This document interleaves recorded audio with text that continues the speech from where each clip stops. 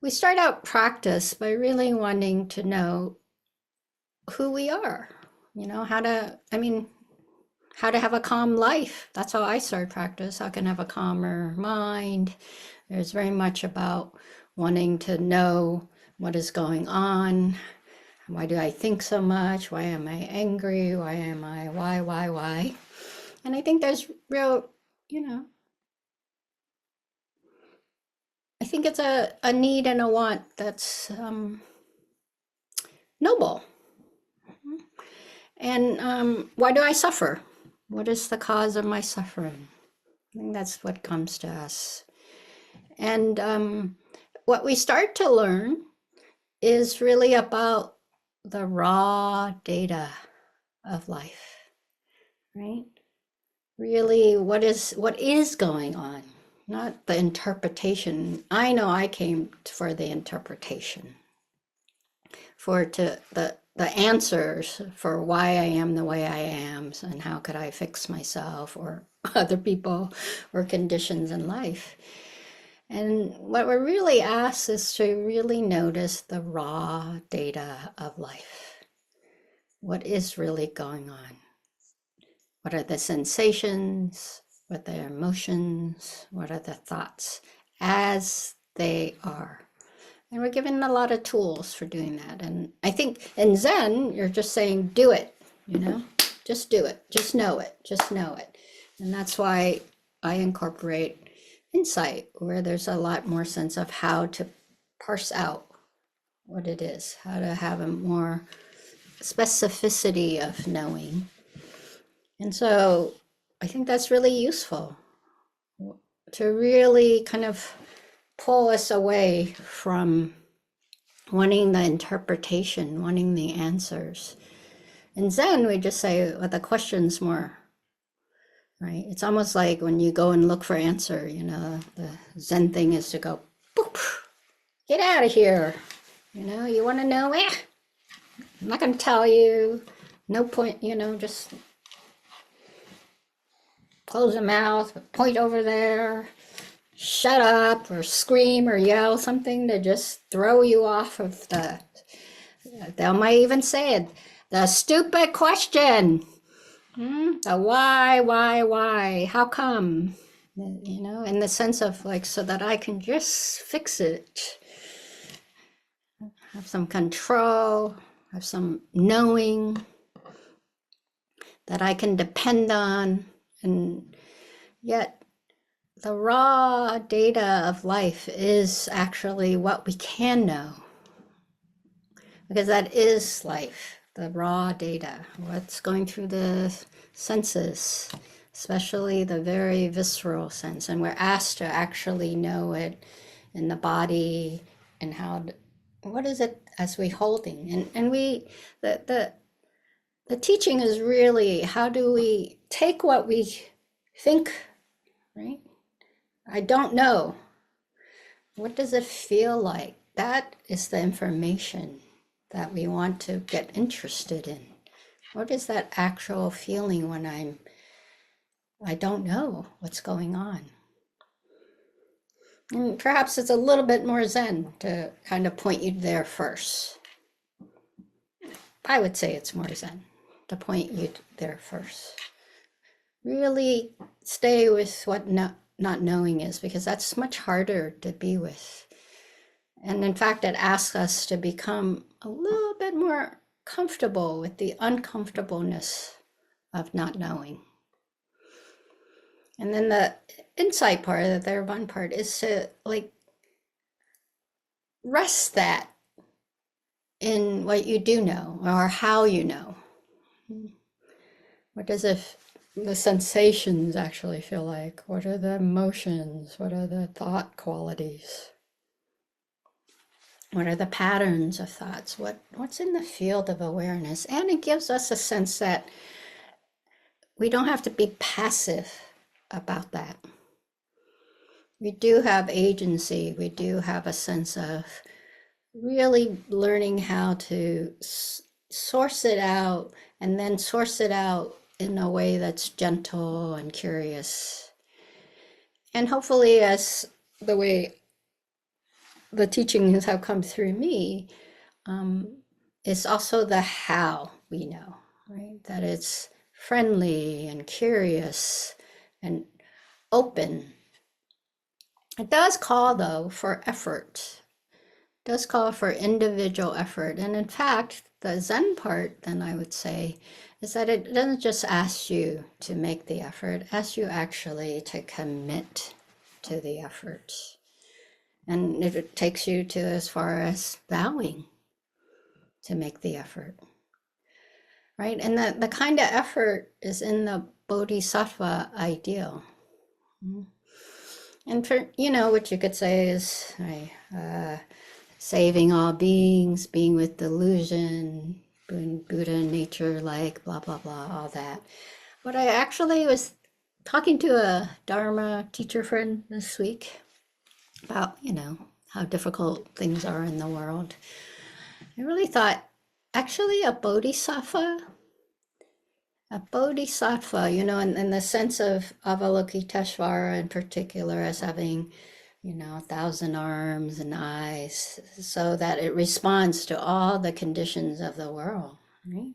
I really think that the bodhisattva is there for the long run. Maybe we think, oh, a bodhisattva should be here for me right now when I need this, like this. And I think that, it's okay to want that. But if you're practicing to be a bodhisattva, right? Which is the awakening that we're here for the long haul and for all beings. It isn't a one-time. It takes one-time effort, but it has to, we have to see the bigger picture. We have to play the long game. That's how we actually practice to sustain ourselves. If we're just talking short term, so many come and go, right? You're gonna make it, and then you're gonna crash. It's just so much, right? I think that's actually harder. If we're going the long game, there's a lot more of being with the flow, going with the flow, giving ourselves a lot more space, pacing ourselves, really practicing pacing ourselves, not burning up in one fell swoop, right? And then crashing. That I think is the sustainable bodhisattva. And the teaching on karma is about long term. The teaching on karma isn't actually a short term thing. It's really understanding that there are many things that come together and arises, certainly, and this is a continuous cycle that through lots of lifetime. It isn't just, you don't have to agree, I don't think, necessarily, with that. Is it really me that becomes another me, right? And what if you hold it as, this just means that whatever I do has impact that's long lasting. So when we have that sense, we're much more careful, aren't we, about how we think, speak, behave. And not only the sense of accountability of that, which actually, and the responsibility, when you think about it, it means you have agency. And that actually is, when you're really clear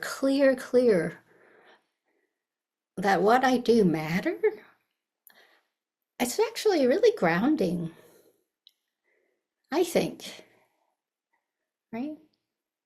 Because it really gives you a sense that it matters. I matter. We matter. It has impact. And so when we're more careful, but then we also realize that we have to play the long game, which is, yeah, we can have a sense of how things might be, And we're more open to the possibility that we don't know everything.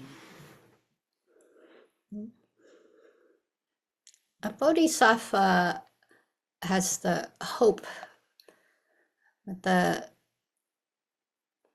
vow, the commitment kind of hope, not the fluffy hope. You can start fluffy. It's okay. It's okay to start fluffy.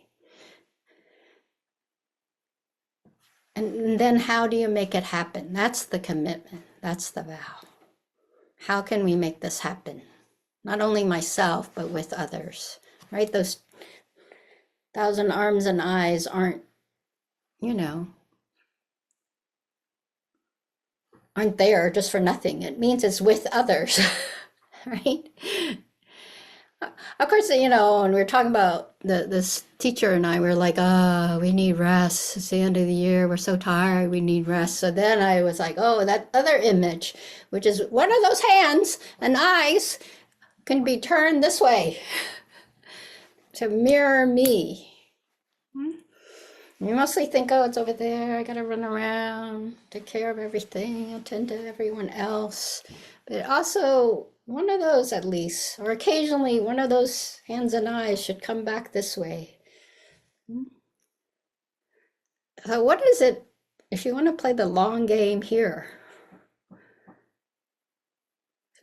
Seriously, think about that. If I want to play the long game here, then what is it I fucking really want? What am I committed to that I want to keep on being? It's time for to reflect. This year has come. Maybe you're thinking another year or the next moment or many lifetime.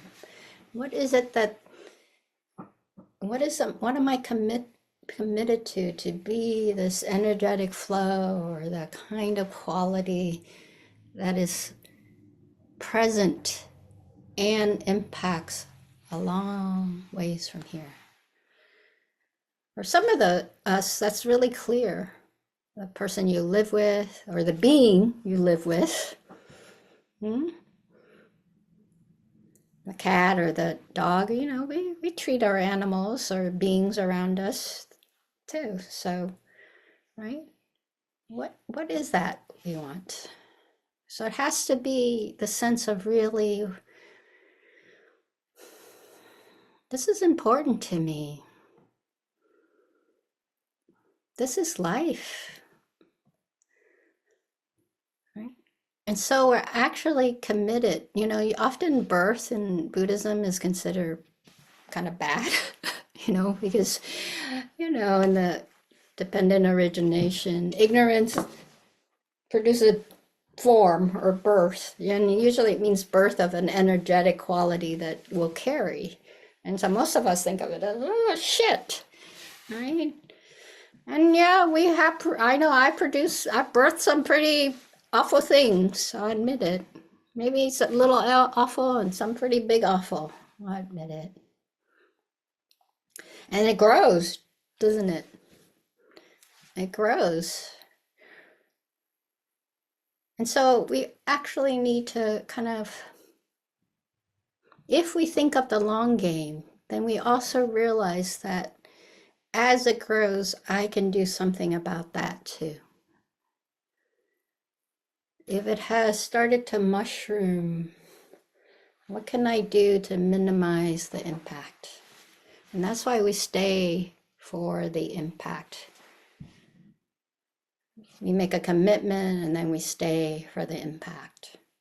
And then that makes another birth of something, and then we stay for that, and another birth, and we stay for that.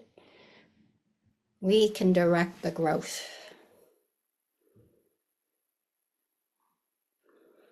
And part of directing that growth is to remember the raw data. What is it that's really here in life, and not just our ideas about it? And how we approach knowing the data, processing the data, is just as important.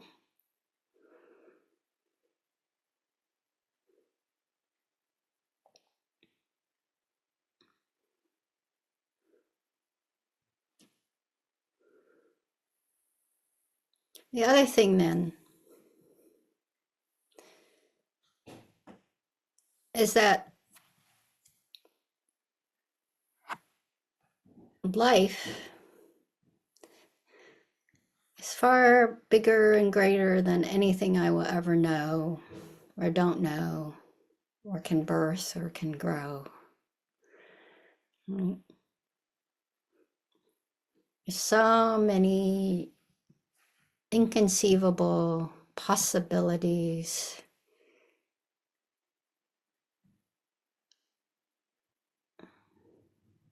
So how are we with that? I'll just say in the meditation when I brought out the what if it's either not knowing or knowing, both not knowing and knowing, or we could say beyond not knowing and knowing. I got tighter. My back got really tight. My chest got really tight. I heard shit in my head. Like, part of me thought, oh, this should be the part where I'm like, yeah, what a zen, And yet I got tighter. I don't know about you, but I got tighter. So that rawness, of experience is here. And it's as it is. It's not what I want it to be all the time or how I think it should be. So how do I meet that? How do I meet that?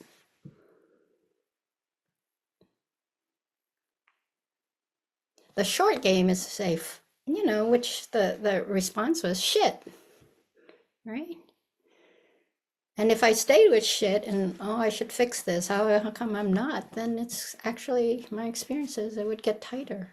The long game is, it's also, maybe you could say, the spacious game. The one where we give it a bigger field. Right? Sometimes that goes, oh, I don't know. In a way, we kind of go into it. One way is to go into it and really use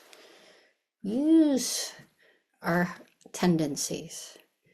Don't be used by our tendency, but how do we use our tendency? That agency of going, okay, let's lean into not knowing. Let's lean into what is this? Skillfully, how does it actually inform more? What is here that I can commit to, maybe even vow to be either more interested or to make it grow, carry that on. And what is it that I don't think is worth carrying on, and what can I do to just put it down? Not from suppression, not from repression, not from wanting to kill the fuck out of it, but really like it's done. Doesn't mean it won't come again, but for now I can just say, I'm done. Or not interested. Or just not useful. Not towards my commitment of kindness or spaciousness or presence, whatever it is that's important to you right now. What is it you're willing to be committed to?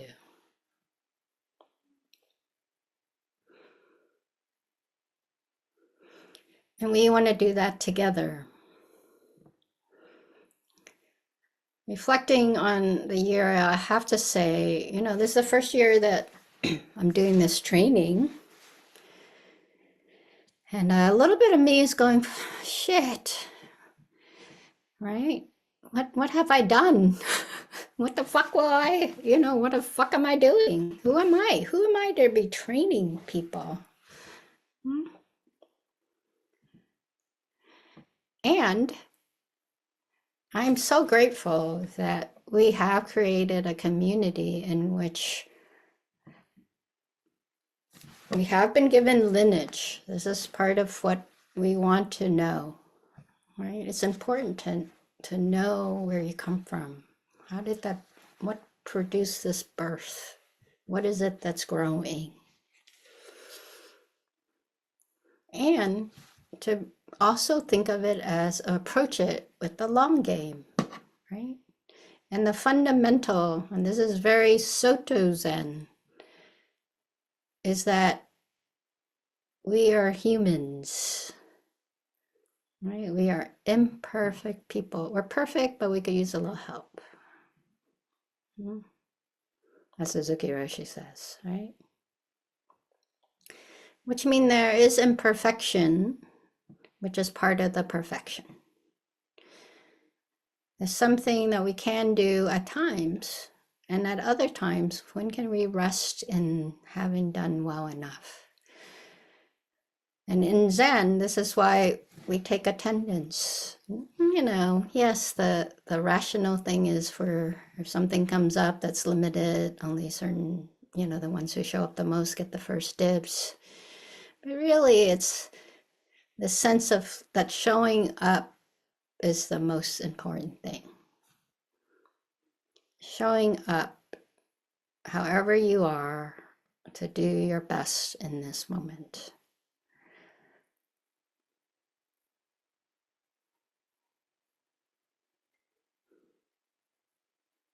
That doesn't necessarily mean that you're giving 110%, not even 100%, not even 90%. There's no percentage. You come and you make your best effort, and there are no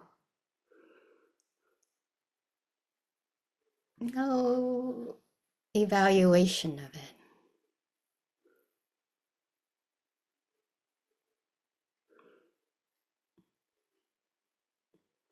Which doesn't mean sometimes there might not be nudges, but in general, there are no evaluations of it. No evaluation, but sometimes a little tweak. Maybe that's my version of Suzuki Roshi's. And I would say what I'm asking for, and I think this is really important, is that you show up authentically.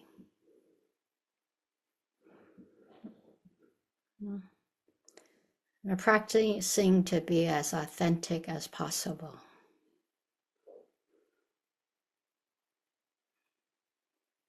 What does that mean? Well, that's a question you're going to have to answer.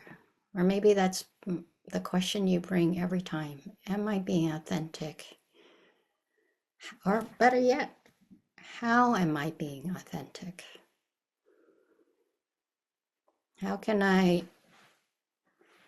be as present as possible, respond in a wholehearted way? Where do I equivocate? Where do I posture?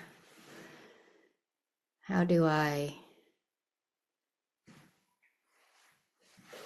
wiggle?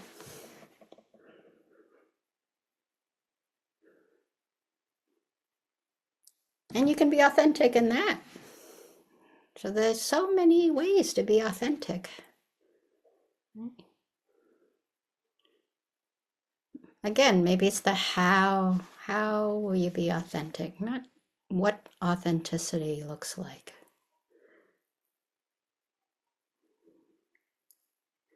How are you being authentic? That's what I'm looking for.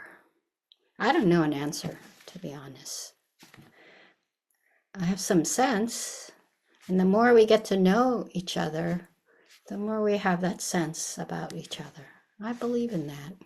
It doesn't mean we're right all the time, mind you. It's a real feeling, and I don't think it has to be in person. I think it perhaps there's more in person. These days I'm not even so sure, to be perfectly honest.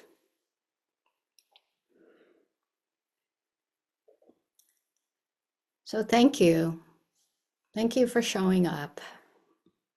Thank you for all the hows. You've been authentic. And my only vow to you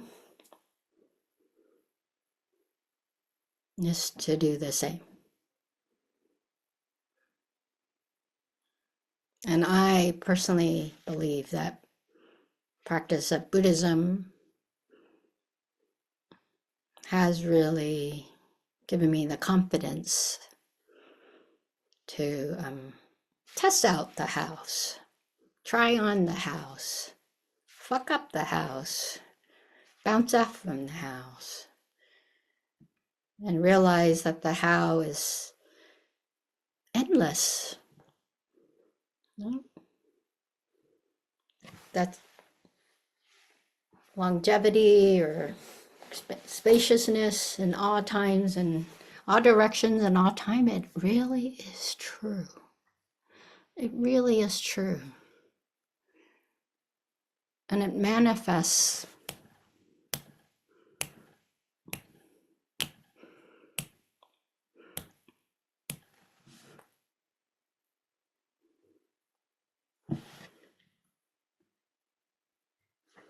Thank you for listening.